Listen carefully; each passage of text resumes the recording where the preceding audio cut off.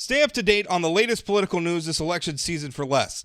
Visit inforum.news/port and get 3 months of unlimited access to our news network for only 99 cents a month. Subscribe now at inforum.news/port. This podcast is brought to you by the North Dakota Petroleum Foundation. From heating our homes and powering our vehicles to cell phones, clothing, and medical equipment, oil and natural gas makes everyday life better. North Dakota Oil and Natural Gas, advancing the possibilities. Learn more at ndpetroleumfoundation.org. Forum Communications Company is proud to be a part of the Trust Project. Learn more at thetrustproject.org.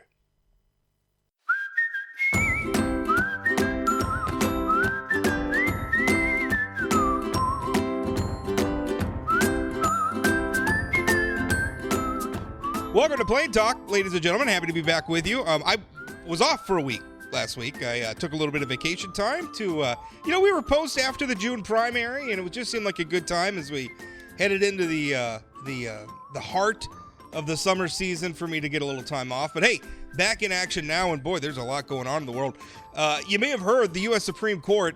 I don't know if you want to say reignited, because this debate's never really gone away, but certainly has changed the dynamics of one of the biggest political questions our country faces every year, every election cycle. We're talking about this issue all the time. Of course, abortion and the Roe v. Wade precedent. The Supreme Court, in a case called Dobbs, overturned that case and overturned that precedent, I should say, and has returned the authority to the states to regulate abortion without interference, essentially, from the courts. Now, in North Dakota, we have a law on the books dating from 2007, which bans abortion, with some exceptions. And the question now is, when does that law go into effect? How does it go into effect? Here to talk with me about that is Attorney General Drew Wrigley, whose office is in charge of that. And Drew, what can you tell us about this process? Well, thanks, Rob. And I think you articulated well the current situation there, how we got to this week from last. But the next steps under North Dakota, in current North Dakota law, the legislature on two instances, and they passed a number of abortion regulation bills over the years, as you know, but in a couple of instances, they passed abortion legislation that they knew, that they acknowledged would run afoul of the then current federal case law, Supreme Court case law, specifically Roe v. Wade and Casey, and that it would run afoul of those. But the legislature in 2007, and then again in 2019, passed statutes that included trigger mechanisms, whereby if there was a change in Supreme Court precedent, if the United States Supreme Court reversed Roe and Casey, or if there was a constitutional amendment that had that same effect, then those two laws, the one from 2007 and the one law from 2019, would come into effect in full force in North Dakota if and when the Attorney General certified to the legislature, basically certified that one of those things had happened, that Roe had been reversed. And so last week's ruling came down and addresses that issue. So under the existing law, and I should be clear about what they are, or I'll in a general way, we had what was then House Bill 1466 of the 2007 legislature, and that essentially is a ban on abortion in North Dakota, with exceptions for rape, incest, life of the mother. And the rape and incest exceptions go only through the end of the 6th week. So a woman seeking an abortion under that provision, if it were to be in effect, would have 6 weeks to make that decision whether to abort the fetus. So that's under the 2007 provision, and that's got a tolling statute on it. Then in 2019, the legislature passed a bill that was addressing a certain method, the dilation and extraction method the most common method of abortions after after like the first trimester, I guess it is. Not quite sure on the science on that, but that was passed. But it also ran afoul of Roe and Casey and the progeny, the cases that sprung out from that. So both of those bills, the question now is whether they have in effect, whether all the legal encumbrances, all the legal bars have been removed by Roe v. Wade being reversed and Casey being reversed by the Supreme Court last week. That's what I'm in the process of drafting my decision on that, and I expect to share that. I'm directed by under the law of North Dakota. The Attorney General was directed to notify Legislative Council in this instance, one way or the other, about what the impact, if any, of Roe v. Wade and Casey being reversed. So I expect to be doing that. Announcing that decision and sharing that with Legislative Council as directed by state law. And it'll be a matter of, I guess it'd be more easy to measure in hours than it would be in weeks. Oh, wow. So you're essentially saying as we record this on Monday morning, we're hours away from your announcement on that? Well, I mean, I'm not saying it's going to be today, but I'm saying it's not going to be a long dragged out process either. I'm just making sure that I've analyzed it correctly. I'm personally reading through the relevant case law materials, and just making sure it's the kind of thing that the legislature gave that responsibility to the Attorney General to certify whether a matter has actually happened, whether there's it's now the legal landscape is such that those laws can become the law in North Dakota and can be given effect. If that is the conclusion, and if I do certify, if as Attorney General in my official capacity do certify that the conditions precedent have been met, then 30 days from that notice, those laws take full effect in North Dakota. And the one, as I said, from 2007 was passed. And it's interesting, Rob, and you're a student of this sort of thing. You probably know this, but maybe your listeners wouldn't know this right now. That 2007 essentially prohibition on all abortions, with the exceptions for rape, incest, life of the mother, that was passed with very strong bipartisan majorities in the state legislature. It was signed into law by then Governor John Hoeven, and it was passed by very strong bipartisan legislators.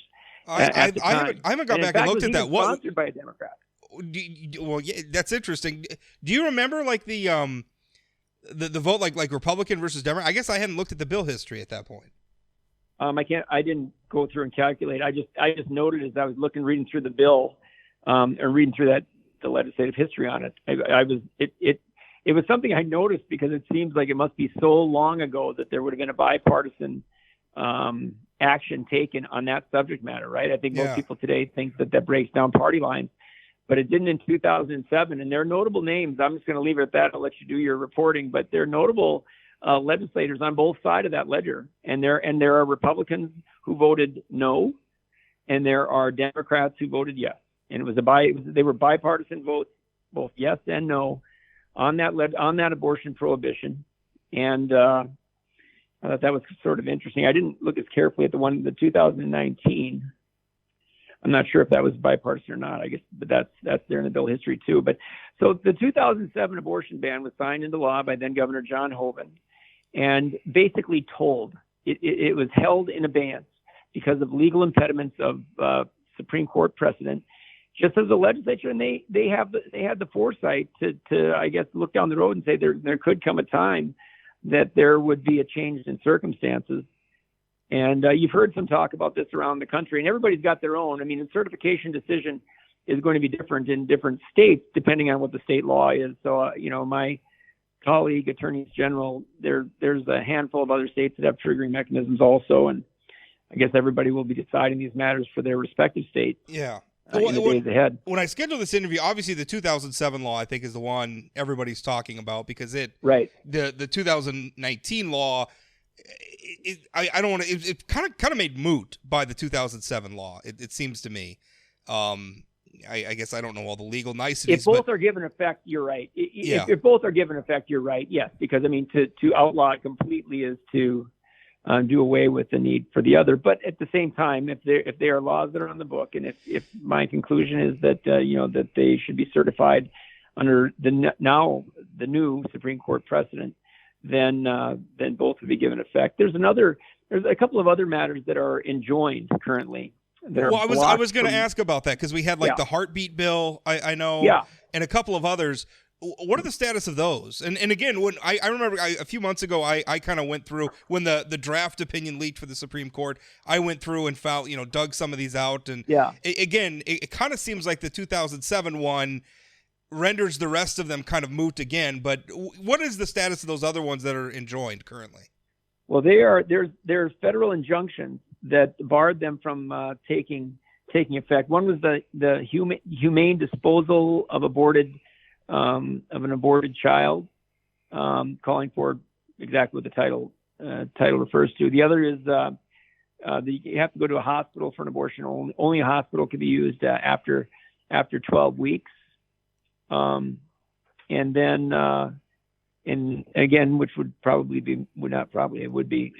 And then the other was the heartbeat bill, which bans abortion after a detectable heartbeat is found in the fetus. And that's usually around 6 and sometimes 8 weeks of gestation. And so, each of those bills, was debated and passed and signed into law.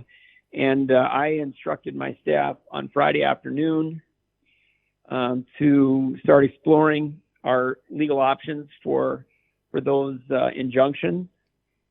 And same kind of thing, same analysis, whether the reversal of Roe and the reversal of Casey, whether that now would lead to success in federal court and getting those injunctions lifted and that legislation taking full effect. So we'll be examining that in the days ahead too. First things first, I'm working on these certification matters and expect to have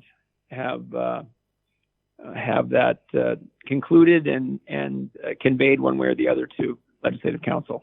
It seems to me, and obviously your job is not in the legislature, it's somebody else's job, but it kind of seems to me like our lawmakers are maybe going to have some cleanup work to do. I mean, now that we have some clarity from the Supreme Court, and I'm not surprised when you told me that your certification process isn't going to take long, because I don't think the Supreme Court wasn't very ambiguous about this, by my reading of the opinion anyway, which doesn't count for a hill of beans. But it seems to me like the legislature is going to have to do some cleanup work here, just to make sure that North Dakota has a very clear position on abortion in our law. Do you feel that way? Well, I don't know whether they'll have cleanup work to do or not, but what's clear is that if they choose to,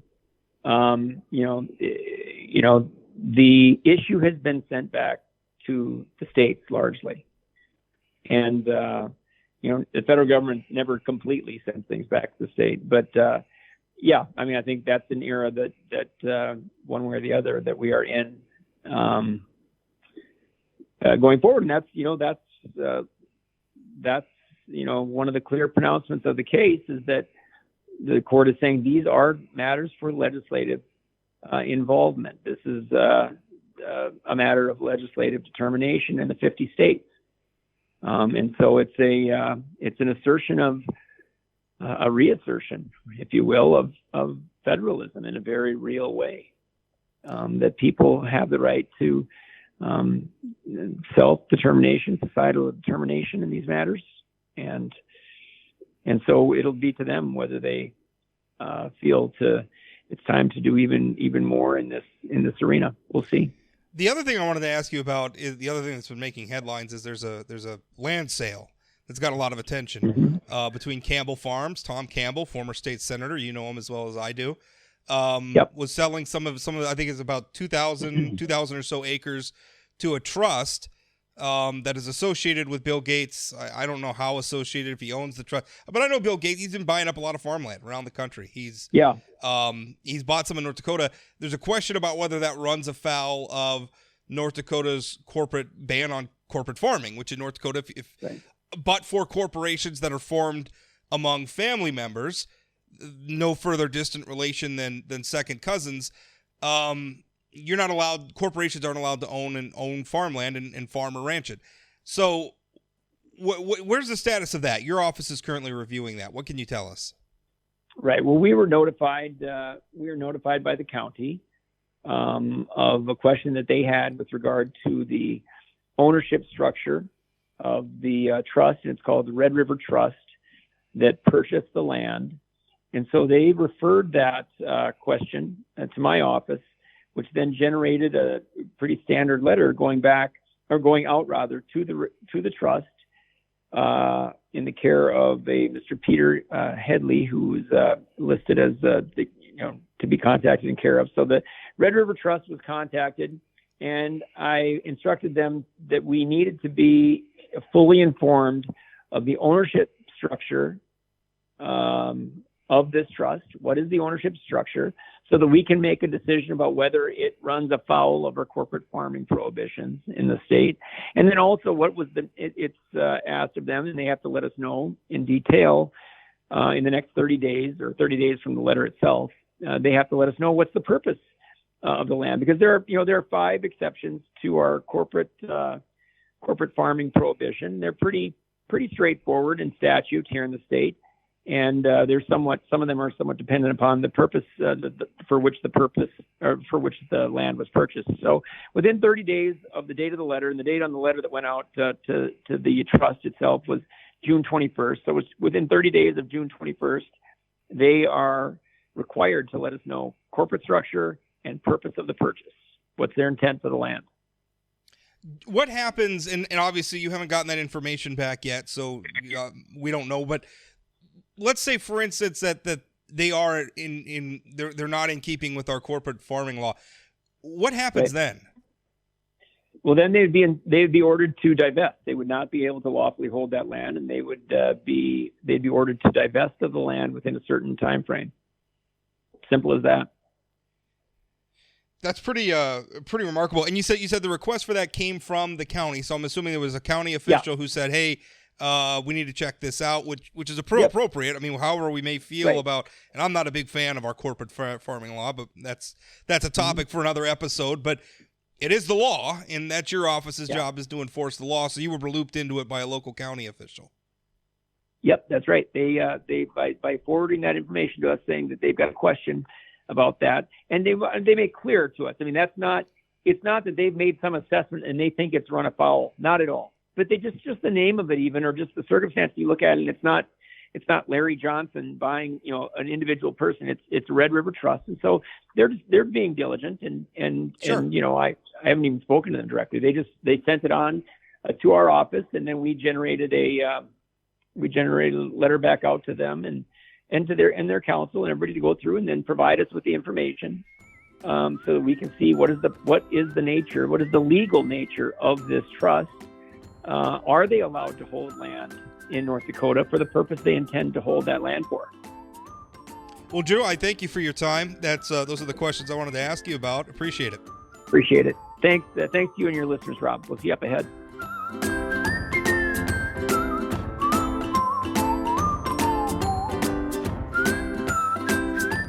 Did you know Forum Communications Company has a robust podcast library? At inforum.com/podcasts, we have everything from politics, sports, true crime, outdoor adventure, and more. Visit inforum.com/podcasts and explore them all today.